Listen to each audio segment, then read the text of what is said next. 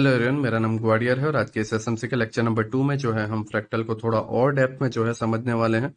Fractal के lecture number 1 में जो है हमने ये समझा था कि फ्रैक्टल क्या होता है, फ्रैक्टल को किस तरीके से जो है हम चार्ट में देख सकते हैं, मार्केट में फ्रैक्टल नेचर क्या है एंड हमारे आसपास के नेचर में फ्रैक्टल नेचर क्या है एंड दोनों क्यों जरूरी है समझना, क्योंकि ये दोनों जो है चार्ट में एक दूसरे के साथ जो है मेल खाते हैं। ठीक है, चार्ट में जो है फ्रैक्टल नेचर की तरीके से जो है प्राइस मूव करता है। टाइम फ्रेम सभी के अलग अलग होते हैं, बट अगर आप उनके शेप को देखोगे, प्राइस के चलने के ढंग को देखोगे, तो दोनों जो है सेम होते हैं। ठीक है, आप जितना दूर से देखोगे आपको वैसा ही नजर आएगा जितना नजदीक से देखने वाले हो। ठीक है, शेप हमेशा सेम ही रहने वाला है। जस्ट चेंज हो रहा है तो वो है साइज और दूसरा है टाइम। ओके, तो कुछ काफ़ी जल्दी हो जाता है, कुछ काफ़ी जो है लेट होता है। ये सारी चीज़ों को जो है हमने समझने की कोशिश की थी। साथ ही साथ जो है हमने ये समझा था कि ऑर्डर ब्लॉक जो है, ऑर्डर ब्लॉक एक स्प्रिंग की तरह वर्क करता है। वो ज़्यादा प्रेस नहीं होता, वो एक टाइट स्प्रिंग की तरह है जिसके अंदर जो है कम फोर्स के वजह से, क्योंकि प्राइस ऊपर से नीचे आ रहा होता है या नीचे से ऊपर जा रहा होता है, डिपेंड करता है कि प्राइस कौन से डायरेक्शन के बायस में है। बट पीओवाई पे जैसे ही प्राइस आता है वो आते आते वीक हो जाता है और उसकी इतनी स्ट्रेंथ नहीं होती कि वो ऑर्डर ब्लॉक को प्रेस कर पाए। एफवीजी को दबा पाता है बट ऑर्डर ब्लॉक को ज़्यादा प्रेस नहीं कर पाता, जिसके वजह से जो है ऑर्डर ब्लॉक उसको ऑपोजिट डायरेक्शन में जो है फेंक देता है। अगर वो जेन्यून पीओवाई है, तो अगर वो फेक पीओवाई है तो वो ऑर्डर ब्लॉक दबता जाएगा एंड फिर सडनली जो है ऑर्डर ब्लॉक टूट जाएगा। जेन्यून ऑर्डर ब्लॉक है वो ज़्यादा नहीं दबेगा एंड वो फिर जो है प्राइस को ऑपोजिट डायरेक्शन में फेंक देगा। साथ ही साथ हमने यहाँ पर ये भी समझने की कोशिश की थी कि हमारे पास दो पीओआई हो तो कौन से पीओआई को लिया जाए। ये हमने स्प्रिंग नेचर की वजह से जो है समझने की कोशिश की थी, वो भी इस लॉजिक के साथ। ओके, तो लेक्चर 1 में जो है हमने काफी कुछ क्लियर किया है, काफी कुछ चीजों को जो है हमने समझा है। अब लेक्चर 2 पर जो है हम आते हैं, जो कि है स्ट्रक्चर के ऊपर। नाउ, पहले लेक्चर में जो है हमने जब बेस को क्लियर किया, बेस को जो है हमने क्रिएट किया, तब हमने देखा कि स्टेप 1 में था डेली टाइम फ्रेम के अंदर एक पीओआई निकालना, स्टेप 2 में था प्राइस जो है वहां पर टैप करना है तो उसके अंदर 4 आवर या 1 आवर के अंदर जो है हमें रिफाइन करके एग्जैक्ट जोन फाइंड करना, एंड स्टेप 3 में था 15 मिनट में एंट्री। ये था डिस्प्लेसमेंट को कैप्चर करने के लिए। ऐसा नहीं है कि डिस्प्लेसमेंट आ जाए और उसके बाद 4 आवर निकालना है, वो अलग प्रोसेस है। वो प्रोसेस है पुल बैक आने के बाद प्राइस को कंटिन्यू में कैप्चर करना। ये तो डायरेक्ट मेन बायस के ऑर्डर ब्लॉक से ही एंट्री लेने के लिए डेली टाइम फ्रेम का एक पीओआई, उसके अंदर 4 आवर का पीओआई एंड उसके अंदर 15 मिनट के अंदर एंट्री लेना। ये प्रोसेस था पहले लेक्चर में, जो कि यहाँ पर अगर आप देखोगे तो डेली टाइम फ्रेम पे प्राइस नीचे आने की कोशिश कर रहा है। यहाँ पर एक पीओआई है, इस पीओआई के अंदर 4 आवर में रिफाइन करो, 15 मिनट में एंट्री लो। ये पहला लेक्चर में हमने समझा था। इसके अंदर सही पीओआई फाइंड करने के लिए हमें ऑर्डर ब्लॉक को समझना पड़ेगा कि वो स्प्रिंग की तरह वर्क करता है। ये सारी चीजें हमने यहाँ पर समझा था।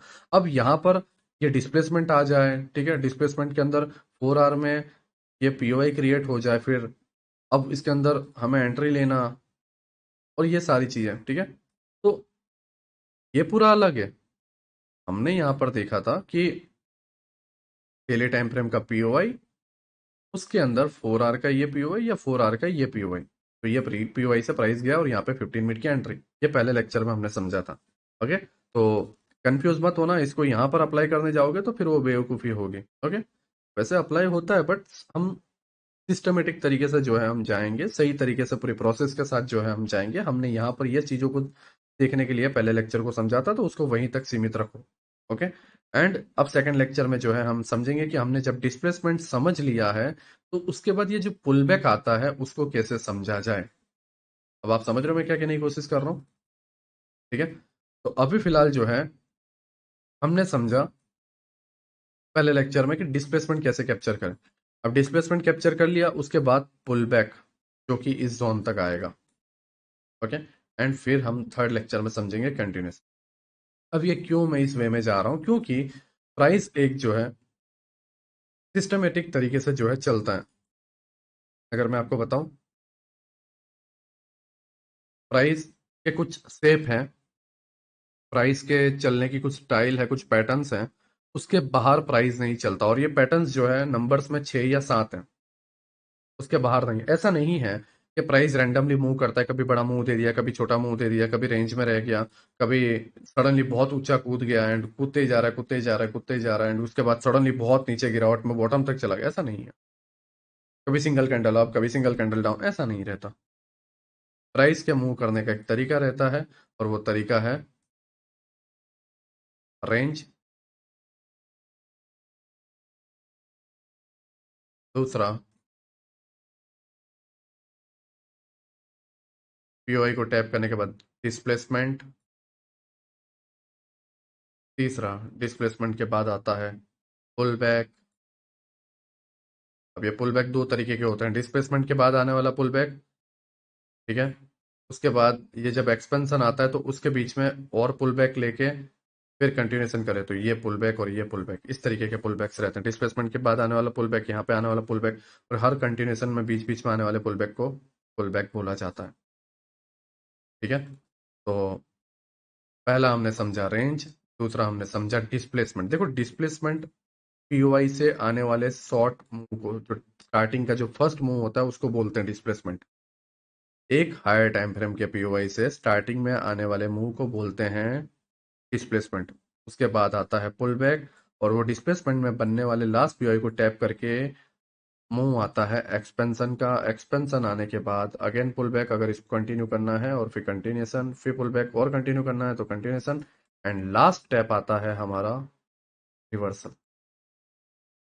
अगर इसको ऑपोजिट डायरेक्शन में बायस चेंज करने हैं तो इन्हीं कुछ जगहों पर जो है प्राइस चलता रहता है। प्राइस चलता रहता है रेंज पे, ठीक है, प्राइस चलता रहता है डिस्प्लेसमेंट पे, प्राइस चलता रहता है थर्ड पुल बैक पे, प्राइस चलता रहता है फोर्थ एक्सपेंशन पे, प्राइस चलता रहता है फिफ्थ पुल बैक लेके कंटिन्यूएशन पे, एंड प्राइस चलता रहता है सिक्स रिवर्सल पे। एंड समटाइम्स प्राइस के अंदर न्यूज़ आती है जो पॉजिटिव नेगेटिव दोनों रहती है, थोड़ी थोड़ी देर में आने वाली, एंड वहां पर बड़ी कैंडल अप डाउन बनते रहते हैं बायस जब क्लियर नहीं होते हैं तो वो सबसे रेयर केस होता है जिसको हम सेवंथ नाम दे रहे हैं। तो प्राइस अगर 6 या 7 पैटर्न के अलावा और कोई पैटर्न को बना ही नहीं रहा है तो इसका मतलब यह है कि हम प्राइस को पकड़ सकते हैं। अभी भी एक होप है, अभी भी जो है एक एक उम्मीद है कि एक एक एक चांसेस है कि हम प्राइस को समझ सकें, हम सही से जो है ट्रेडिंग कर सकें लॉजिक के साथ। बस हमें इसको क्रैक करना है कि ये किस तरीके से मूव करता है या किस तरीके से जो है ये चलता है। आई होप आप मेरी बात समझ रहे हो मैं आपको क्या कहने की कोशिश कर रहा हूँ। मैं आपको ये बताने की कोशिश कर रहा हूँ कि जो कुछ भी आप कर रहे हो वो रैंडम नहीं है, वो ऐसा नहीं है कि कभी भी कैसे भी मूव कर रहा है, नहीं, उसका एक तरीका है। और मैं चाहता हूं कि आप रैंडमली या आप ब्लाइंडली जो है बिलीव करने की जगह आप समझो कि मैं आपको क्या कहने की कोशिश कर रहा हूं। साथ ही साथ आप ये समझो कि प्राइस ऐसा करता क्यों है और प्राइस इसके बाद क्या करेगा। आप चार्ट को देख के किसी चीज को अप्लाई करने की जगह चार्ट से सवाल पूछो कि वो ऐसा करता क्यों है, उसकी वजह ढूंढो, और वो जो वजह है, जो रीजन है, वो आपको ट्रेडिंग में बेहतर बना देगा। सबको अलग अलग वजह मिलेगी। जब सवाल खड़े होंगे तभी जवाब मिलते हैं, लेकिन हम सवाल खड़े होने ही नहीं देते। क्यों? क्योंकि हम हमें किसी ने सिखाया है, हम उसको अप्लाई करने की कोशिश करते हैं, उसका यूज नहीं होता तो हम किसी और का अप्लाई, फिर तीसरा अप्लाई, फिर हम इंडिकेटर लगा देखते हैं और अपने माइंड को एक इस लेवल तक पहुंचा देते हैं कि हम सवाल करना ही बंद कर देते हैं। एंड हम फिर बोलते हैं कि प्राइस रैंडम है, प्राइस जो है गैम्बलिंग के तौर पे जाता है, एंड ब्ला ब्ला ब्ला, 100 तरीके की। ओके, तो आई होप आप मेरी बात को समझ गए। हम अभी भी इन सारी चीज़ों को जो है समझ सकते हैं, एंड मेरा वही मेन गोल है कि मैं तुम्हें वो सारी चीज़ें जो है समझाऊं। ओके, अब हम यहाँ पर आते हैं डेली टाइम फ्रेम। सारी चीज़ें रिमूव कर रहा हूँ। डेली टाइम फ्रेम के पीओआई को हमने मार्क किया जो कि हमने लेक्चर 1 में समझा था। उसके अंदर हमने समझा था कि जब दो पीओआई मिले तो दो में से कौन सा लेना है। हमने पहला लिया, क्यों? क्योंकि पहला डबल पीडी अरेस है और दूसरा ऑर्डर ब्लॉक के अंदर है। देखो समटाइम्स ऑर्डर ब्लॉक के अंदर रहने वाला पहला पीओआई है तो इसका मतलब ये नहीं है कि वो स्ट्रांग है। साथ ही साथ उसके स्ट्रांग रहने के लिए प्लस पॉइंट होने चाहिए, वो है इस एफईजी के साथ वो ओवरलैप कर रहा है मिटिगेशन। तो मिटिगेशन एफईजी के साथ ओवरलैप कर रहा है फर्स्ट, वो दूसरा ऑर्डर ब्लॉक के रेंज के अंदर है वो। यहाँ पर क्या है, जस्ट ऑर्डर ब्लॉक है जो कि एक ऑर्डर ब्लॉक के रेंज के अंदर है, वो एक ही पॉइंट है इसके पास, लेकिन ये ओवरलैप कर रहा है, सेकंड पॉइंट है। ओके, रैंडमली जस्ट एक नॉर्मल यहाँ पर सिंपल ऑर्डर ब्लॉक होता ना इस जगह पे, तो मैं इस कैंडल को नहीं लेता, मैं लेता नीचे की पॉइंट को, क्योंकि वो लास्ट पार्ट था।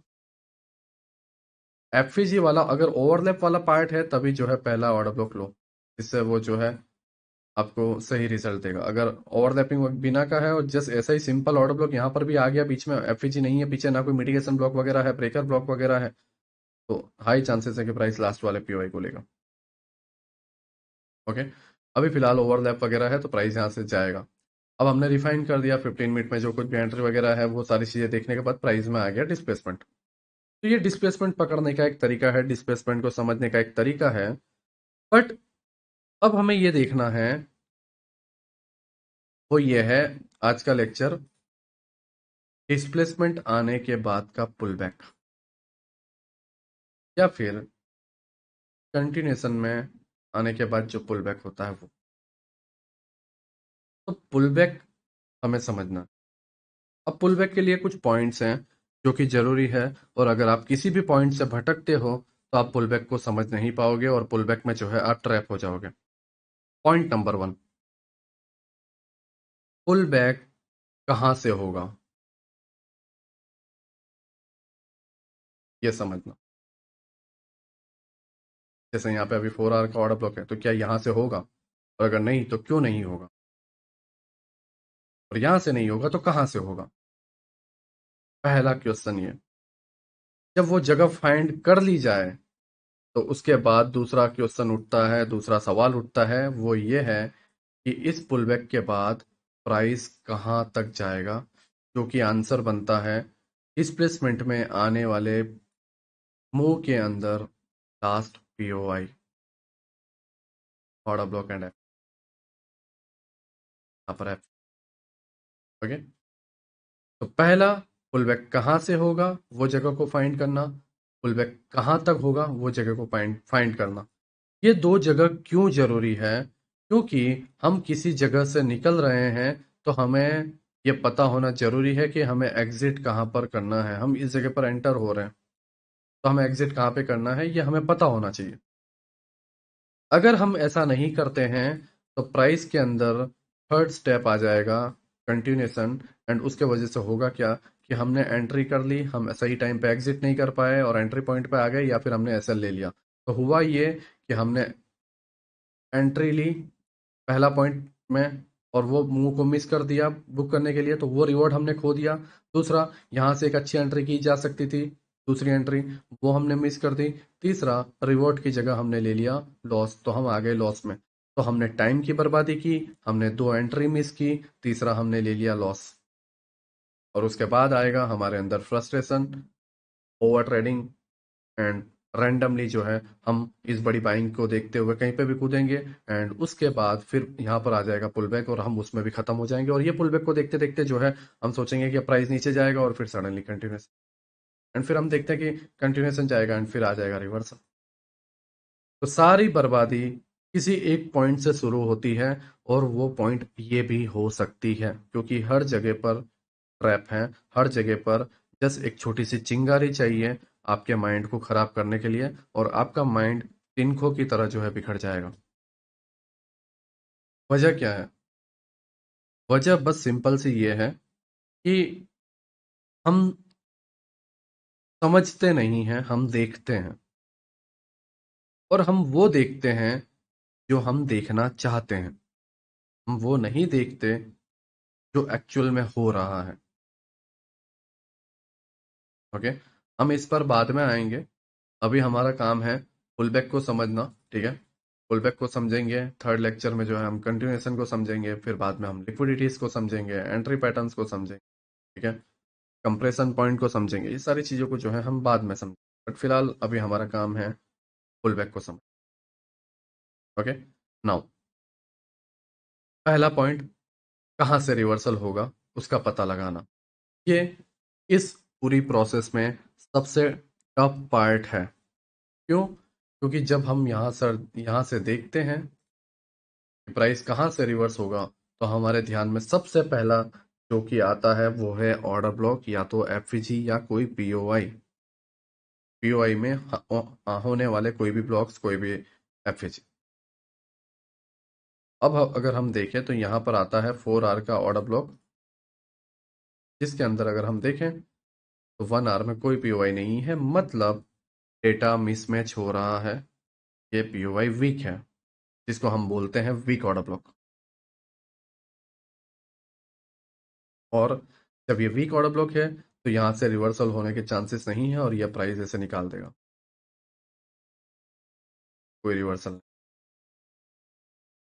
तो आपको पता होना चाहिए कि मैं जिस पीओआई को देख रहा हूँ, बस मुझे पीओआई ही नहीं देखना है, मुझे ऑर्डर ब्लॉक ही नहीं देखना है, मुझे साथ ही साथ ये देखना है कि वो कितना सही है और वो कितना गलत है, साथ ही साथ वो किस जगह पर है।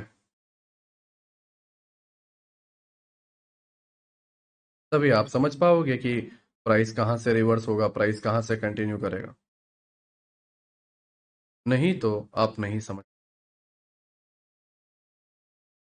ठीक है, आई होप आप समझने की कोशिश कर रहे हो मैं क्या कहने की कोशिश कर रहा हूँ। वीक ऑर्डर ब्लॉक को सबसे इजीली पहचानने का तरीका है, वो ये है कि हायर टाइम फ्रेम में अगर एक ऑर्डर ब्लॉक है, उसके अंदर 1 आर में अगर वो ऑर्डर ब्लॉक वहां पर नहीं है तो समझ जाओ कि कुछ ना कुछ गड़बड़ है।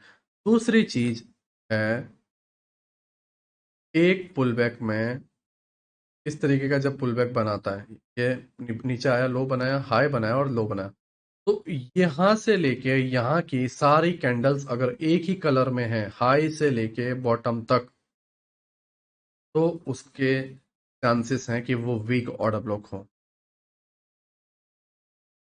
सारे एक ही कलर के हों। ये इजी तरीका है बिना लोअर टाइम फ्रेम में शिफ्ट हुए ये समझना कि ये वीक ऑर्डर ब्लॉक, एक ही चार्ट में देखने का तरीका। और ये मैं कैसे जानता हूँ, क्योंकि मैं जो है फ्रैक्टल को समझता हूँ, और मैं फ्रैक्टल को इतना समझता हूँ कि मुझे आप लोगों की तरह हर टाइम फ्रेम पे शिफ्ट होने की ज़रूरत नहीं है, डिटेल में जाने की ज़रूरत नहीं, और आई ट्रेंड हो जाती है और धीरे धीरे जो है तुम्हारी आंखें भी ऐसी हो जाएगी। ओके, तो ये मैं तुम्हारे हेल्प के लिए बता रहा हूँ कि वीक ऑर्डर ब्लॉक को पहचानने का सिंपल तरीका है, सारी कैंडल्स एक कलर की ना हो इस टाइम फ्रेम पे तुम पीओआई फाइंड करो। दूसरा, टाइम फ्रेम जब लोअर टाइम फ्रेम पर जाओ तो वहां पर कोई पीओआई ना हो।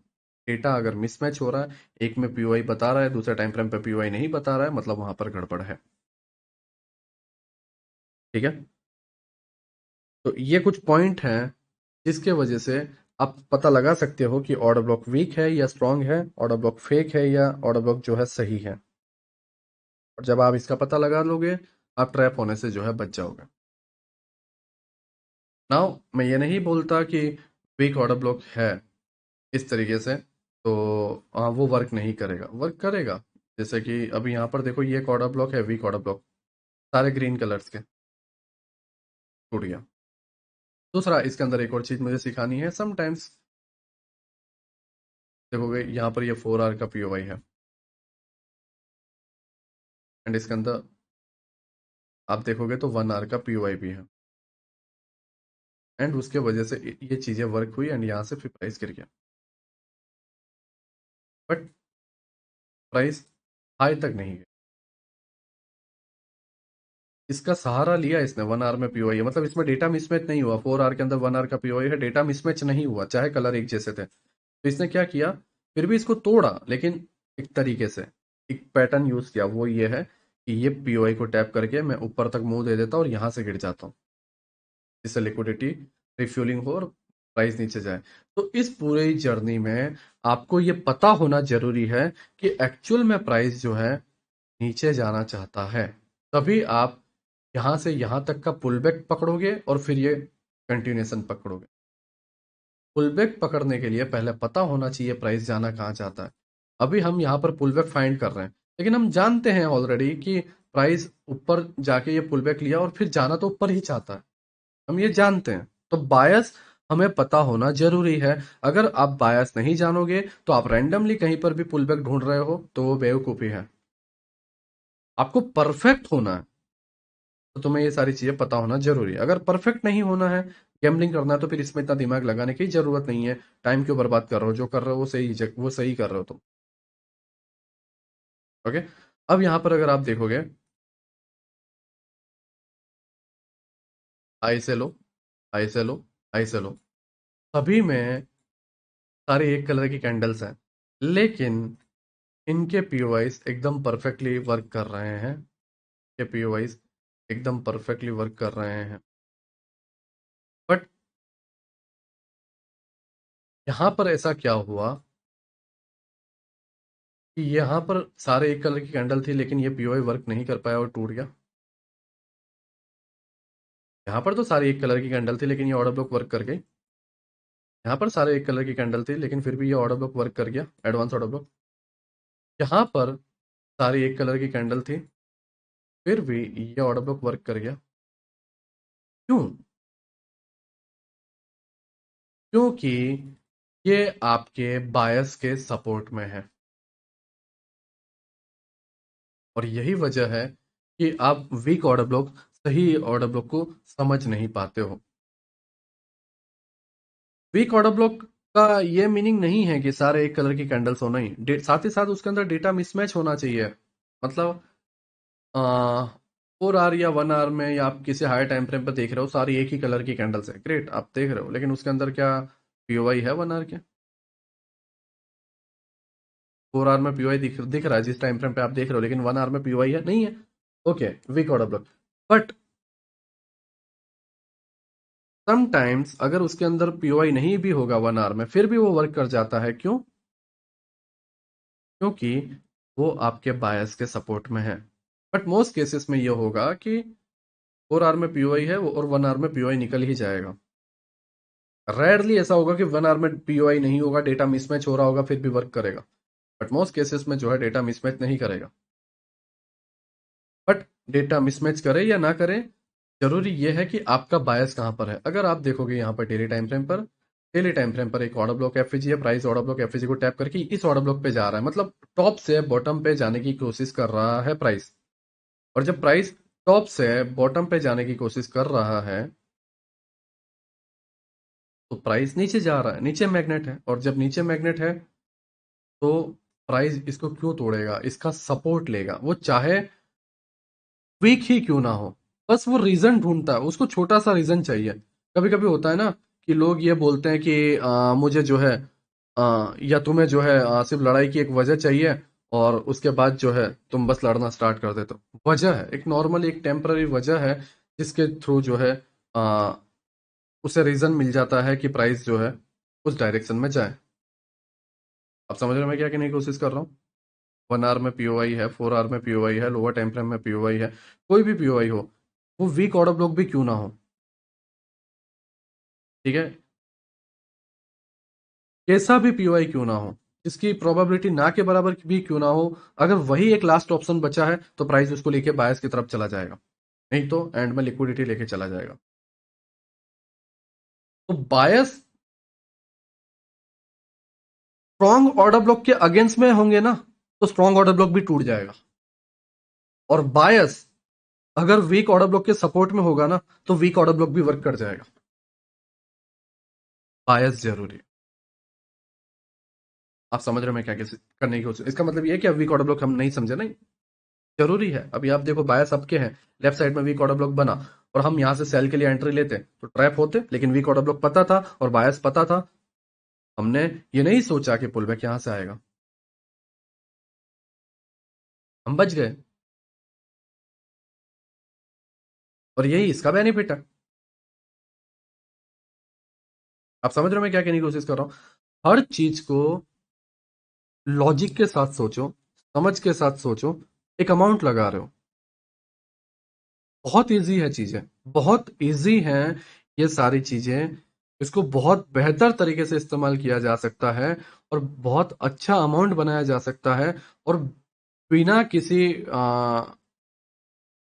फ्रस्ट्रेशन के, ठीक है, या बिना किसी दबाव या बिना किसी तनाव के जो है हम एक अच्छे ट्रेडर बन सकते हैं। लेकिन हमारे अंदर पेशेंस होना जरूरी है, समझ होना जरूरी है, और हम अपने आप के ऊपर से कंट्रोल ना खोएं और सही तरीके से चीज़ों को देखें, ये ज़रूरी है। ओके? और अगर इसमें से कोई भी चीज़ मिसमैच हो रही है, हम तबाह हो जाएंगे। नाउ आई होप आपको वीक ऑर्डर ब्लॉक और ये सारी चीज़ें समझ में आ गई हो। अब हम चलते हैं 4 आवर पे। अब हमने ये देखा कि ये वजह नहीं है पुल बैक की, तो अब पुल बैक कहाँ से किया जाए, कहाँ से पुल बैक आएगा? तो 4 आवर में इधर देखें, कोई ऑर्डर ब्लॉक है? हाँ, एक ऑर्डर ब्लॉक था ये वाला, जो कि टैप हो चुका है। तो यहाँ पर कोई पुल बैक, कोई ऑर्डर ब्लॉक है नहीं। तो इसी रेंज में हम रिफाइन कर लेते हैं। अगर कोई रिफाइन नहीं हुआ तो रेयर केस में हम जाएंगे इसके लिक्विडिटी, क्योंकि इसके अभाव भी ऑर्डर ब्लॉक नहीं है। तो फिर प्राइस क्या करेगा? अगर यहाँ पर लोअर टाइम फ्रेम पे कोई ऑर्डर ब्लॉक नहीं है तो प्राइस क्या करेगा? इसकी लिक्विडिटी लेगा और गिर जाएगा।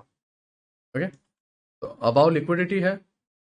और यहाँ पर अगर हम रिफाइन करें 1 आवर में, 1 आवर में अगर हम देखें तो एक पीओआई था जो टैप हो चुका, उसके अलावा यहाँ पर भी कोई पीओआई नहीं है। अब हम और टेंशन में कि अब करें तो करें क्या? हम और लोअर टाइम फ्रेम पे, जो कि हमारा लास्ट टाइम फ्रेम रहेगा 15 मिनट। अब हम 15 मिनट में देखें, यहाँ पर एक हल्का सा पीओआई था जो कि टूट गया। और सबसे लास्ट पीओआई अगर हम देखें, यहाँ पर एक पीओआई था वो भी टूट गया। तो सबसे लास्ट पीओआई जो बचा है वो ये है, ये ऑर्डर ब्लॉक, जिसके अंदर ये ऑर्डर ब्लॉक है। और इसके अंदर अगर आप देखोगे तो ये एफवीजी है। और एफवीजी का कितना पार्ट फील हुआ है? क्या पूरी एफवीजी फील हुई है? नहीं, इतना एफवीजी टैप होना बाकी है। बचे हुए एफवीजी के पार्ट को बोलते हैं ब्रेकवे गैप एंड ये ऑर्डर ब्लॉक। तो अब क्या इतने से छोटे से रीजन की वजह से हम इस पर बिलीव कर देंगे? नहीं, कोई सेंस नहीं बनता। हम एक और वजह ढूंढेंगे, वो ये है कि डे क्लोज हो चुका है। इस डे की लिक्विडिटी भी ले, तो मतलब अब नया डे जो बनेगा वो इस पिछले दिन के हाई की लिक्विडिटी ले, तो ये एक स्ट्रांग वजह होगी। तीसरा, अगर प्राइस पर जाके इसकी लिक्विडिटी ले लेता है इसकी जगह, तो वो और बेहतर वजह होगी। और हम एशिया सेशन में एंट्री करेंगे, तो मार्केट एशिया सेशन के 2-3 घंटे पहले स्टार्ट हो जाता है, तो 2-3 घंटा हम टाइम देंगे वो क्या करता है। नाउ देखो, प्राइस यहाँ कहीं पे क्लोज हो जाएगा, ठीक है। डायरेक्ट नेक्स्ट डे 3:30 बजे इंडियन टाइम के अकॉर्डिंग गैप अप ओपनिंग देता है और अपने ही जोन से गिरना स्टार्ट कर देता है। हम एंट्री लेंगे नहीं, क्या पता प्राइस नीचे आके ऐसा करके फिर गिर जाए, हम नहीं जानते। देखो, जब मार्केट लाइव चल रहा होता है तो हमारे माइंड में बहुत सारे डाउट्स होते हैं, बहुत सारे सवाल होते हैं, हम बहुत सारी जगहों पर फंसे हुए रहते हैं। हमें नहीं समझ में आता कि हम लेफ्ट वाले पीओआई पे भरोसा करें, राइट वाले पीओआई पे भरोसा करें, और अभी जो चल रहा है वहां पर भरोसा करें, हम नहीं जानते। ओके, तो फिलहाल हम कुछ नहीं करेंगे। साथ ही साथ हमारे सपोर्ट में अभी कोई पीओआई भी नहीं है, सेलिंग का पीओआई भी नहीं है, तो हम वेट करेंगे किल जोन के क्रिएट होने का। कौन सा किल जोन? एशिया।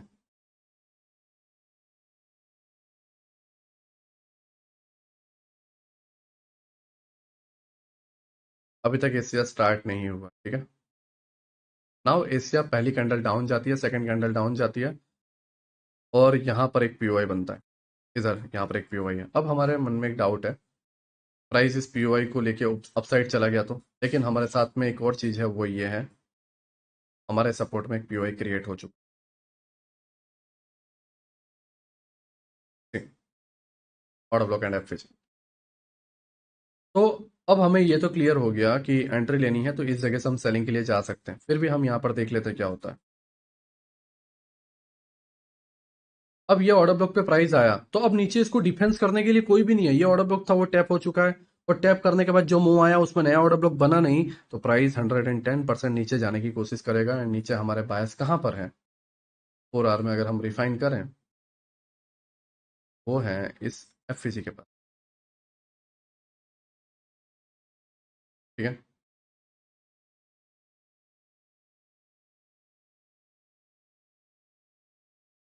पुल बैक पॉइंट, पुल बैक कहाँ तक जाएगा वो भी देख लो।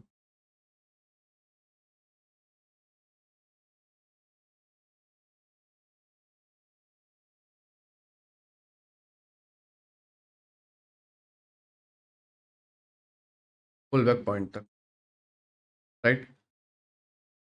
कुछ पॉइंट के लिए 25, ठीक है, 24 तक उसे जाना था, एक पॉइंट के लिए प्राइस ऊपर चला गया एंड फिर वापस रिट्रेस करना है। तो तुम्हें कहां पर उतरना है वो तुम्हें पता होना चाहिए। अगर तुम नहीं जानोगे तो तुम बायस से भटक जाओगे, और बायस से भटक जाओगे तो ऐसी बड़ी बाइंग देख के आप ये सोचोगे कि ओ मैंने आई थिंक मिस कर दिया, एग्जिट करना, शायद हमें यहीं पे निकल जाना चाहिए, और अब प्राइस कंटिन्यूएशन करना चाहता है तो यहाँ से बाय करना चाहिए, और लोग बाय में बैठे हुए और उनके एसएल चले गए, और फिर यहाँ से एक्चुअल बाइंग आई।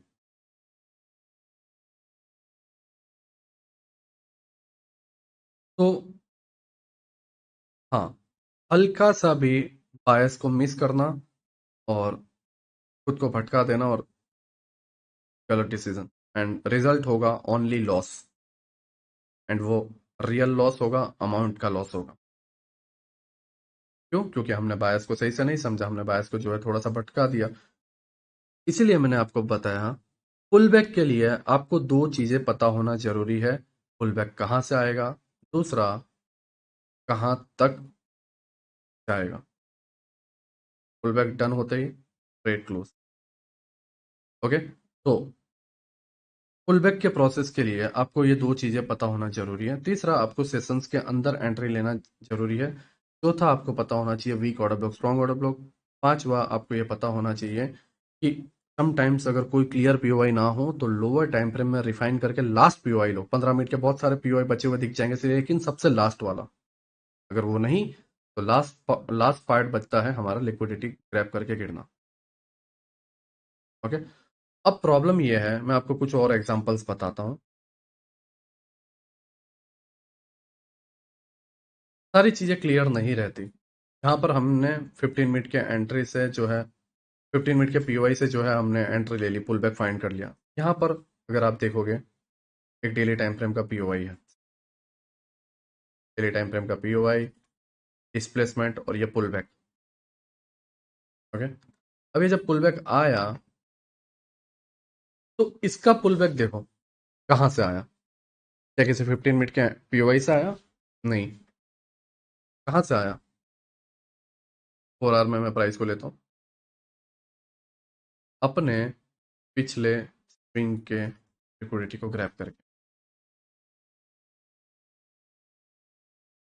आप अगर यहां पर देखोगे, वही लॉजिक, सारी कैंडल्स एक ही कलर की थी, क्लियर पीओवाई होने के बाद भी इसको तोड़ दिया गया, जैसे यहां पर तोड़ दिया गया था 4 आवर के पीओवाई को। क्यों? ऑर्डर ब्लॉक वीक है। अब ऑर्डर ब्लॉक वीक है तो या तो इसकी लिक्विडिटी ले ली जाए, या यहाँ के पीओवाई से गिरा जाए, और प्राइस जो है यहाँ के ऑर्डर ब्लॉक या लिक्विडिटी को लेता है। तो तुम्हें ये समझना पड़ेगा प्राइस क्या करने की कोशिश कर रहा है। क्यों? क्योंकि प्राइस बॉटम से हाई तक गया। ओके, अगर आप देखोगे ये डिस्प्लेसमेंट, इसकी लेंथ देखो, 87 पॉइंट की डिस्प्लेसमेंट है, 86 पॉइंट की डिस्प्लेसमेंट है, और 86 पॉइंट का डिस्प्लेसमेंट डन करने के लिए इसको 16 घंटे लगे। वहीं इसी 16 घंटे में इसने जो है 86 पॉइंट की जगह पर मूव दिया तकरीबन 36.38 पॉइंट के आसपास का, या आई थिंक उससे ज्यादा टाइम है, 16 घंटे चलो मान लो, है ना, जिसके अंदर 36-37 पॉइंट का इसने मूव दिया। वहां पर उसी 16 घंटे में इसने 86 पॉइंट के आसपास का मूव दे दिया। और यहां पर अगर थर्ड एग्जांपल देखो, इस जगह पर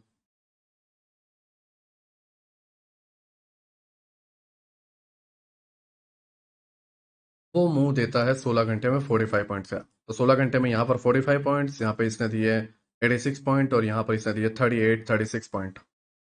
सब में लेंथ अलग अलग है, सब में टाइम अलग अलग लगे, और सबके पैटर्न्स अलग अलग है, लेकिन कोर कंसेप्ट यही है, टैप करें डिस्प्लेसमेंट आए और पुल बैक बने। लेकिन डिस्प्लेसमेंट में जाने के तरीके अलग अलग हैं, लेंथ अलग अलग है, टाइम अलग अलग है, तो उसी के वजह से रिवर्सल के पॉइंट भी या रिवर्सल की स्ट्रक्चर भी अलग हो सकते हैं, सिचुएशन अलग हो सकती है।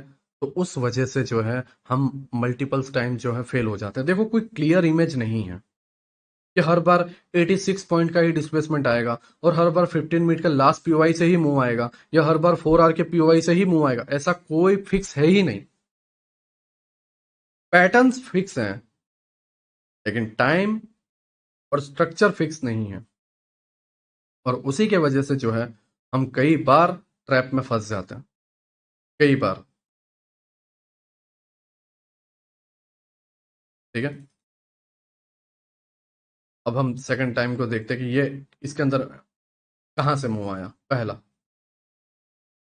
हमें ये देखना है, यहाँ पर एक लिक्विडिटी है। ठीक है, सेम सारी चीजें कट करते हैं। हमने जब देखा कि हमारे को कहाँ से मुंह देखने को मिल सकता है, तो हमें 4 आवर के अकॉर्डिंग देखने को मिला कि इसके अबाव से लिक्विडिटी ग्रैब करके ये यहाँ कहीं के किसी के पीओवाई से, तो यहाँ पर एक पीओवाई था, order block and FVG. Price in दोनों को किसी को भी टैप नहीं करता है। ओके, लिक्विडिटी को ग्रैब करता है और गिरने लग जाता है, लेकिन हम इमिडिएटली एंट्री नहीं लेते, हम लेते हैं एंट्री एशिया सेशन में, क्योंकि हमें हमेशा एंट्री लेनी है सेशंस में। एशिया सेशन स्टार्ट, डर ये है कि कहीं इसी पीओआई से मुंह ना आ जाए, एंड सेशन में कोई पीओआई बना भी नहीं है। नाउ एशिया सेशन में फाइनली एक जाके जो है ऑर्डर ब्लॉक एंड एफवीजी बनता है।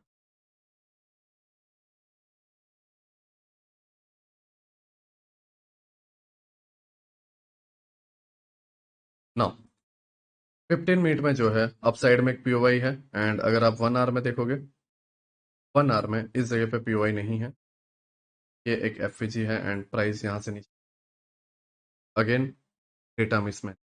15 मिनट में एक जगह पर पीओआई है, 1 आवर में उस जगह पे पीओआई नहीं है। 15 मिनट में इस जगह पे पीओआई है, order block and FVG, 1 hour में उस जगह पे एफवीजी है। ये हम समझेंगे लेक्चर 5 लेक्चर 6 में, जब हम एंट्री पॉइंट पर आएंगे। ठीक है, तब मैं ये सारी चीज़ें क्लियर करूंगा, बट अभी हमारा काम है पुल बैक देखना, नहीं तो सारी चीज़ें जो है मिक्स हो जाएंगी, क्योंकि मैं ऑलरेडी वीक ऑर्डर ब्लॉक समझा चुका हूँ।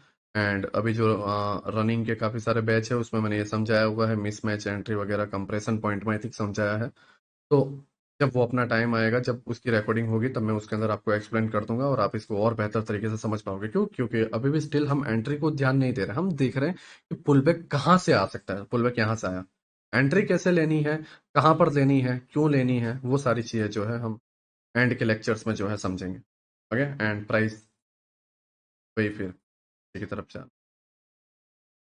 क्लियर, और अब अगर आप फिर अब अगर आप यहाँ पर देखोगे प्राइस नीचे आया, कहाँ तक आने वाला था, यहीं के पीओआई तक, और अब ये कंटिन्यूएशन कैप्चर करना, जो कि हम थर्ड लेक्चर में समझने वाले हैं। ओके, तो पुल बैक के लिए वही हमने एक जगह ढूंढी, कहाँ तक जाएगा, weak order block strong order block देखा, डिटेल एनालिसिस की, एंड एंट्री, एंड बात खत्म। ठीक है, एक और एग्जांपल देखते हैं। Daily time frame, order block, order block के अंदर जो है डिस्प्लेसमेंट आ गया, 4 आवर में कोई पीओआई है नहीं, 1 आवर में देखें तो 1 आवर के अंदर जो है हमारे पास एक पीओआई बनता है, वो है ये लास्ट वाला, जिसको हम कलर देंगे ब्लैक। अब यहाँ पर ये देखो डिस्प्लेसमेंट आएगा कहाँ से, हमारे पास 1 आवर में ऊपर कहीं पर भी ऑर्डर ब्लॉक है नहीं, तो ऑर्डर ब्लॉक कहाँ पर है, ये एक ऑर्डर ब्लॉक, एंड इसके नीचे हमारा एफवीजी, एंड ये एफवीजी साथ ही साथ इस ब्लॉक के साथ जो है ओवरलैपिंग में भी है, तो ये डबल पीडीआरएस हुआ। 4 आवर में अगर इसी जगह पर देखें तो हाँ, यहाँ पर एक स्ट्रॉन्ग मिटिगेशन है एफवीजी के साथ, इसके अलावा 4 आवर में भी यहाँ पर ऊपर ऑर्डर ब्लॉक नहीं है, तो यही एक जगह है जो कि स्ट्रॉन्ग है, जहां से हमें रिजेक्शन देखने को मिल सकता है। और अगर आप देखोगे वहां से पुल बैक आता है, अगेन हम आते हैं 15 मिनट में।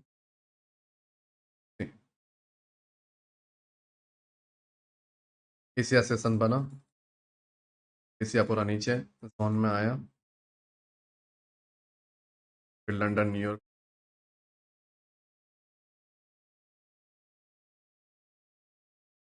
लंदन भी अपसाइड, न्यूयॉर्क। एशिया पूरा डाउन साइड।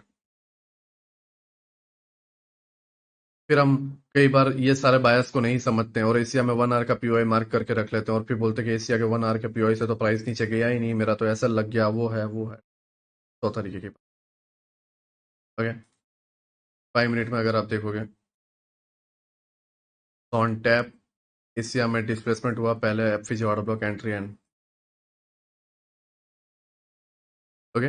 तो रिवर्सल कैप्चर करने के लिए जैसा मैंने आपको बताया, मैंने मल्टीपल आपको एग्जांपल दिखाया, मैंने ऐसा नहीं है कि छोटे छोटे एग्जांपल दिखाए, नहीं, मैंने आपको हर तरीके के एग्जांपल दिखाया। मैंने साथ ही साथ ये बोला आपको कि वो अलग अलग टाइम फ्रेम्स पर जो है अलग अलग पीओआईज बनाता है, चार्ट। ठीक है।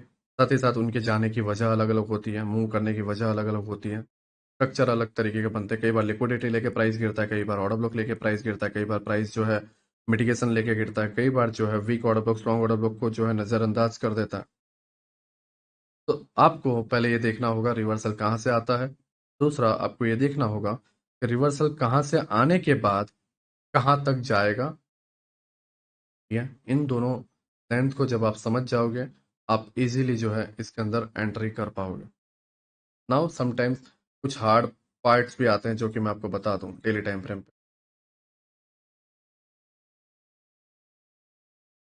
डेली टाइम फ्रेम का ये ऑर्डर ब्लॉक है,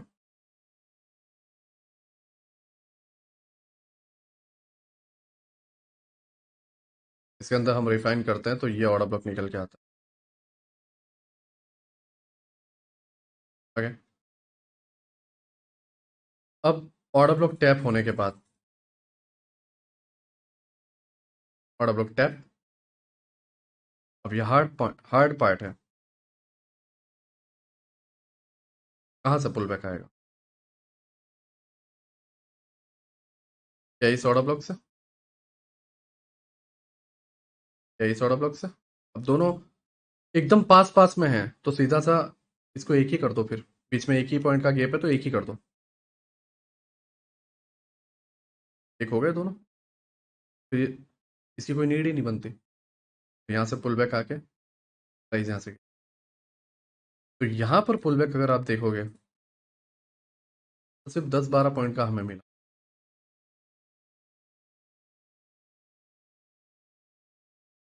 ये भी रियलिटी है। अब यहाँ पर सिचुएशन को समझते कि हुआ क्या। देखो, लेंथ बहुत कम है, ऑलरेडी ये यहाँ तक जा चुका है, डिस्टेंस बहुत कम है, यहाँ से बस इधर ही जाना है, तो पुल बैक इतना बड़ा नहीं आएगा क्योंकि यहाँ से यहाँ तक डिस्प्लेसमेंट ही छोटा मिला, तो पुल बैक क्या बड़ा मिल जाएगा। आप अगर देखोगे पुल बैक की डिस्प्लेसमेंट की लेंथ क्या है, एक जोन को टैप करने के बाद डिस्प्लेसमेंट की क्या लेंथ है? 18 पॉइंट का डिस्प्लेसमेंट है। पुल बैक कितना पॉइंट का मिल जाएगा? 10 पॉइंट का। उससे 60-65% जो है डिस्प्लेसमेंट दे दिया। ओके। नाउ अगर आप यहाँ पर देखोगे, जोन आपको पता होना चाहिए यहाँ तक जाने वाला है।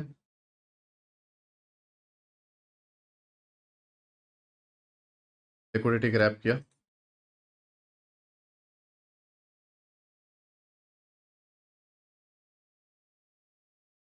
एक और पुल, ये एक और पुल बैक।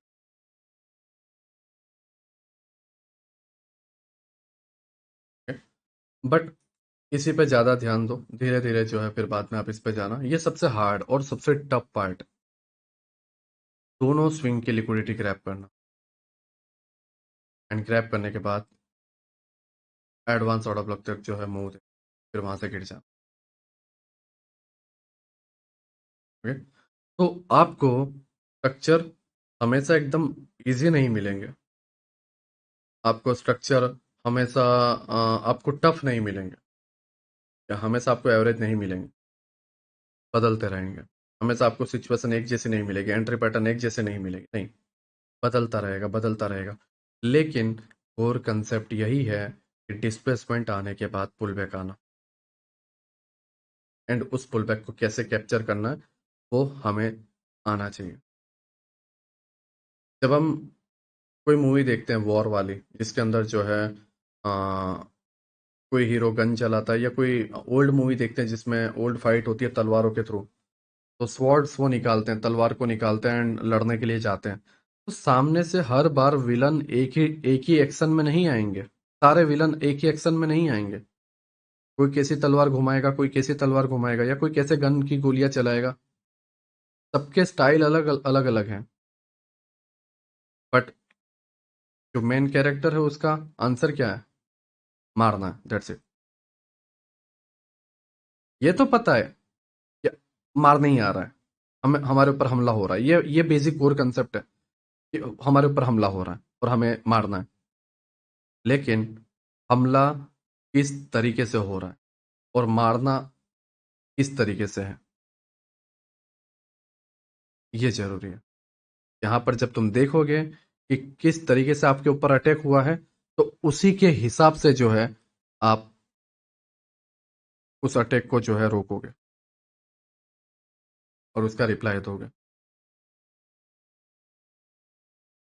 आई होप आप मेरी बात समझ गए, मैं आपको क्या कहने की कोशिश कर रहा हूँ। यहीं पर जो है हम फ्रैक्टल के लेक्चर नंबर 2 को जो है क्लोज करते हैं एंड हम मिलते हैं लेक्चर नंबर 3 में, जहाँ पर हम समझेंगे कंटिन्यूस। ठीक है। देखो, ये स्टिल मैं अभी भी बोल दूं, ये इतना इजी नहीं है, क्योंकि कहाँ से पुल बैक होगा ये पहचानने के लिए स्किल्स चाहिए। एक्चुअल में एनालिसिस करते आना चाहिए। बारीकियों पे ज़्यादा जरूरी है नज़र रखना। Weak order block, strong order block, inside bar candles, fake order blocks, बहुत तरीके की चीज, liquidities, time, previous day high, previous day low, structure, news, length, बहुत सारी चीज़ें। और हर तरीके को मैं आपको ये बोलता हूँ, आप पहली बार में सक्सेसफुल नहीं होगे, लेकिन आप बार बार बार बार बार बार एक चीज पे डटे रहते हो, तब तक जब तक आप हार ना मान जाओ। या फिर बेहतर यह है कि आप तब तक डटे रहो जब तक आप जीत ना जाओ। लेकिन जीतोगे तब, जीत या हार तब फाइनल होती है जब आप जो प्रोसेस कर रहे हो, जो लड़ाई कर रहे हो, जितना टाइम बर्बाद कर रहे हो, उसके अंदर इम्प्रूवमेंट लाओ, तभी आप जीत पाओगे। नहीं तो हार पक्की है। एक ही गलती को बार बार दोहराना, बार बार दोहराना, एंड आप देखोगे result same same same same, और वो सेम रिजल्ट होगा, हारना। तो आपके स्ट्रगल पीरियड में तुम जो गलती कर रहे हो उसको मत दोहराओ। जो चीज़ों को सीख रहे हो उसको नोट डाउन करो एंड इम्प्रूवमेंट लाते जाओ। मैं ये नहीं बोल रहा कि पहले ही बार में ही आप पुल बैक कैप्चर करना समझ जाओगे कहाँ से पुल बैक आएगा। नहीं, मैं नहीं बोलता मैं आप लोगों को, हाँ, मैं तुम्हें कभी बोलूंगा। बट हाँ, मैं ये बोलता हूँ कि 10वीं बार जब आप पुल बैक को कैप्चर करोगे, तो पहली बार से लाख गुना बेहतर और बहुत इजीली कर पाओगे। जब आप 50वीं बार जब आप इसको ट्राई करोगे, तब मैं आपको 110% लिख के बोल देता हूँ कि आप पहली बार और 10वीं बार जब आपने ट्राई किया था, उससे और बेहतर कर पाओ। ओके। तो ये डिपेंड करता है कि आप इसको किस वे में, किस तरीके से करते हो एंड कितना जल्दी करने की कोशिश करते हो। ठीक है। तो आपको ये प्रोसेस पे ट्रस्ट करना होगा, इम्प्रूवमेंट लाना होगा, या फिर आप उसी चीज़ को बार बार दोहराते जाओ और इसी के अंदर फंस जाओ। तो पुल बैक के अंदर सीधी सी 3 चीज़ें ज़रूरी है।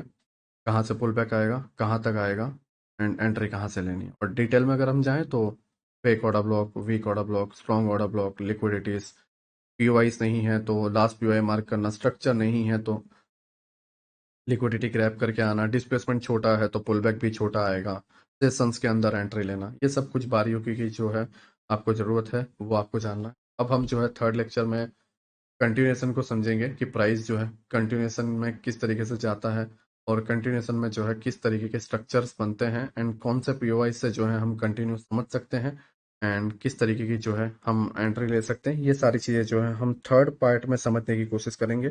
एंड मैं पूरी कोशिश करूंगा कि मेंटरशिप के एंड में जो है आते आते आप एक सही तरीके के ट्रेडर बन जाओ, जो ब्लाइंडली ना देख रहा हो, बल्कि सही तरीके से जो है चार्ट को देखे और समझ पाए कि वो आखिर कर क्या रहा है। एंड जब उसे पता होगा कि वो क्या कर रहा है, तो वो उसको और बेहतर तरीके से कर पाएगा एंड रिजल्ट को ला पाएगा। बट अगर नहीं पता कि वो क्या कर रहा है, तो आपको हर बार रिजल्ट जो है गलत तरीके का। ठीक है।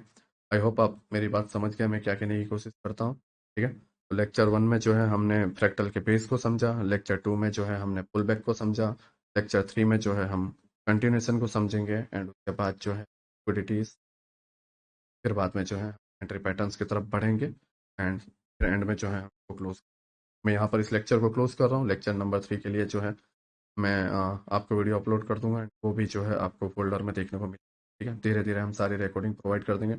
Lecture 3, lecture 4, lecture 5, total lecture 10 तक जाएंगे एंड फिर यहाँ कर देंगे। ओके, नाउ मैं यहाँ पर क्लोज कर रहा हूँ, मिलते हैं लेक्चर 3 में।